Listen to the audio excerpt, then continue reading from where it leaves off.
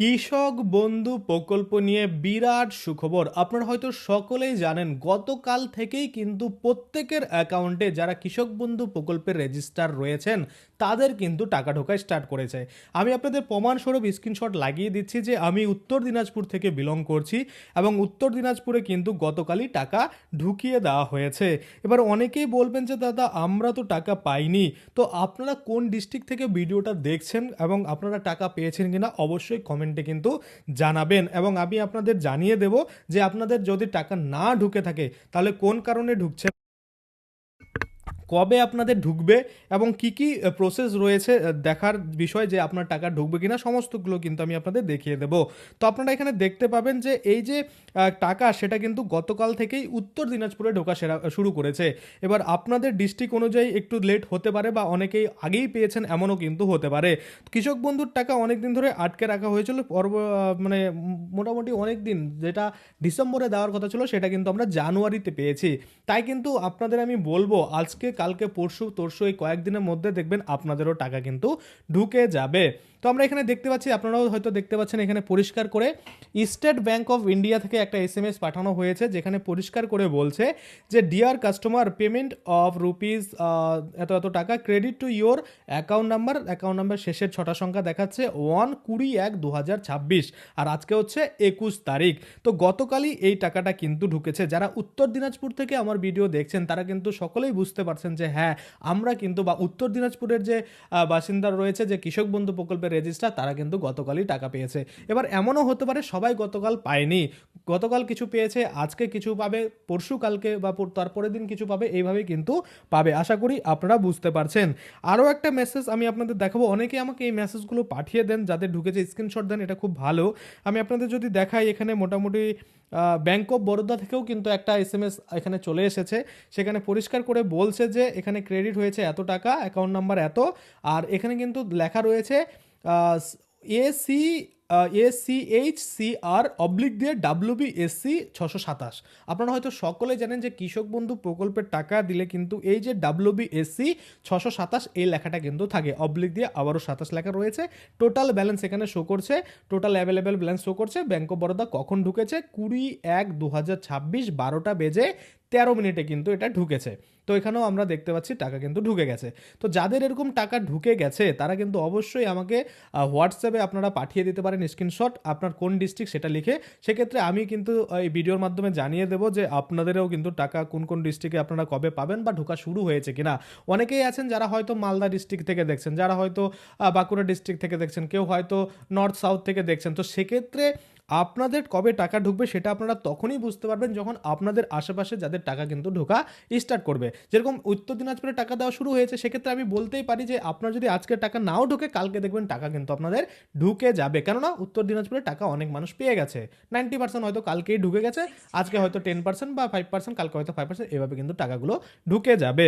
তো এবার কথা হচ্ছে এই যে কৃষক বন্ধুর প্রকল্পের টাকা দেওয়া হচ্ছে, এই টাকা কোন কোনো কৃষক রয়েছে যারা পাবে না, আবার কোনো কোনো কৃষক রয়েছে যারা কিন্তু পাবে কিন্তু একটু লেট হবে। তো কেন এমন হয় বা কি আপনাদের করতে হবে সেটা এবার আমি আপনাদের বলে দিই। যেমন কৃষক বন্ধু প্রকল্পের টাকার আমরা দেখেছিলাম স্ট্যাটাসে অনেক দিন আগে থেকে কিন্তু অ্যাকাউন্ট ভ্যালিড হয়েছিল। তো আপনাকে একবার চেক করে দেখতে হবে যে আপনার স্ট্যাটাসে গিয়ে অ্যাকাউন্ট ভ্যালিড রয়েছে কিনা। এবার অনেকে বলবেন দাদা কিভাবে চেক করব? দেখুন এই নিয়ে অনেক ভিডিও রয়েছে আমার, আপনারা চাইলেই নর্মালি চেক করে দেখতে পারেন যে কৃষক বন্ধু স্ট্যাটাস চেক ইয়োবং লিখে সার্চ করবেন, দেখবেন চলে আসবে। সেভাবে আপনারা দেখে নেবেন যে আপনাদের প্রত্যেকটা যে প্রসেস কমপ্লিট হওয়ার পরে অ্যাকাউন্ট ভ্যালিড আছে কি না। যদি অ্যাকাউন্ট ভ্যালিড না থাকে তাহলে কিন্তু আপনি টাকা পাবেন না।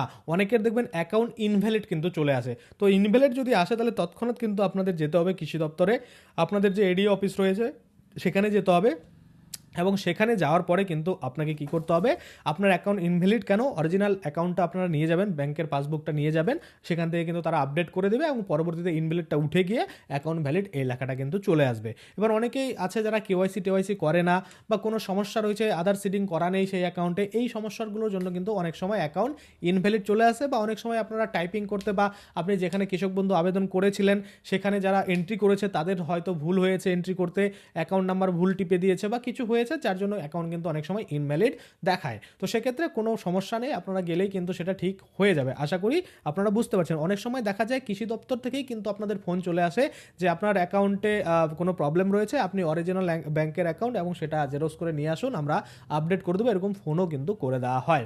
এবার অনেক কৃষকের কিন্তু আবার দেখবেন অ্যাকাউন্ট ডিলিটেড থাকে, অর্থাৎ ডিলিটেড ফার্মার এই কথাটা লেখা থাকে। তো ডিলিটেড ফার্মার যদি লেখা থাকে তাহলে বুঝতে হবে যে আপনার যে নাম সেটা কিন্তু কৃষি দপ্তর থেকে কেটে দেওয়া হয়েছে।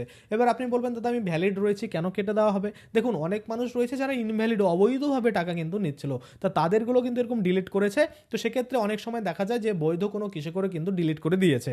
তো সেক্ষেত্রে আপনি যে যোগ্য সেই কাগজপত্রগুলো নিয়ে আপনারা অবশ্যই যাবেন কৃষি দপ্তরে, দেখবেন আপনার ডিলিটেড ফার্মার লেখাটা উঠে গিয়ে অ্যাকাউন্টটা কিন্তু ভ্যালিড হয়ে যাবে বা সাকসেসফুল এরকম কিন্তু হয়ে যাবে। তারপরে আপনারা দেখবেন পুনরায় যে এডি আপলোডেড অ্যাকাউন্ট ভ্যালিড এই লেখাগুলো কিন্তু চলে আসবে। আর যখনই অ্যাকাউন্ট ভ্যালিড চলে আসবে তখনই কিন্তু আপনারা কৃষক বন্ধু প্রকল্পের যে টাকা সেটা কিন্তু পেয়ে যাবেন। এবার অনেকেই আছে জানেই না যে কৃষক বন্ধু প্রকল্পের টাকা মানে স্ট্যাটাস কীভাবে চেক করবো। আমি আপনাদের নর্মালি বলছি, এখানে যদি আমি কৃষক বন্ধু লিখি, কৃষক বন্ধু লিখলে আপনারা দেখবেন, আপনারা দেখতে পাচ্ছেন চলে আসলো কৃষক বন্ধুর উপরে একদম লিঙ্ক রয়েছে। আমি আপনাদের সুবিধার্থে ডেসক্রিপশনে লিঙ্ক দিয়ে দিচ্ছি, ওখানে ক্লিক করলে আপনারা সরাসরি এখানে চলে আসতে পারবেন।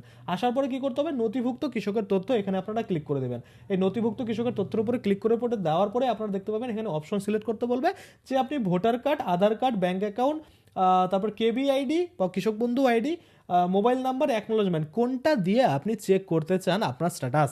সেক্ষেত্রে আপনি এখান থেকে যে কোনো একটা সিলেক্ট করে নেবেন। তো ধরুন আমি এখান থেকে দেখতে চাই, ধরুন আমি আধার নাম্বারটাই সিলেক্ট করে নিলাম এবং এখানে আমি একটা আধার নাম্বার দিচ্ছি। এখানে অনেক নাম্বার শো করে যাচ্ছে, তো আমি এখানে ঢুকিয়ে রাখি 774।